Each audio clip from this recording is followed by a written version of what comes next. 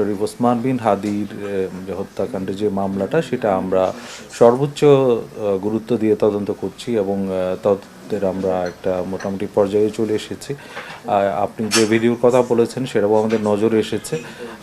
আমরা সব দিক মাথায় রেখে এই তদন্তের যে বিষয়গুলো সেগুলো ধরে আগাচ্ছি এবং আশা করি এটা আমরা যে প্রতিশ্রুত যে সময়, সেই সময়ের ভিতরে পুলিশি প্রতিবেদন বিজ্ঞ আদালতে দাখিল করতে সক্ষম হব।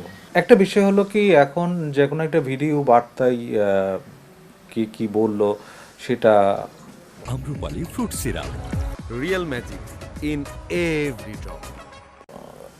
তদন্তে ওভাবে প্রভাবিত হবে না।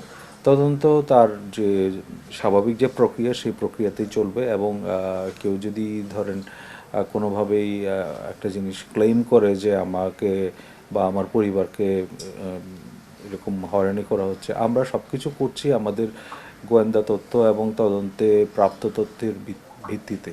অতএব এখানে আমরা আমাদের মূল উদ্দেশ্য হচ্ছে ঘটনার রহস্য উদ্ঘাটন করা এবং ঘটনায় যারা জড়িত, প্রকৃতভাবে জড়িত, তাদের বিরুদ্ধে আইনানুগ ব্যবস্থা গ্রহণ করা। আমরা যে এখন সোশ্যাল মিডিয়াতে আপনারা দেখেন নানা ধরনের তথ্য, নানা ধরনের ভিডিও এগুলো চলে আসে, সব কিছু আসলে গ্রহণ করার পূর্বে যাচাই বাছাই করতে হবে এবং এটা সত্যতা আছে কিনা সেটা যাচাই করতে হবে এবং কেউ একটা কিছু বললে সেটা মনে করেন আমাদের তদন্তের জন্য কোনো একটা বাধা বা তদন্তে নেগেটিভলি প্রতিফলন হবে, এরকম আমি মনে করি না।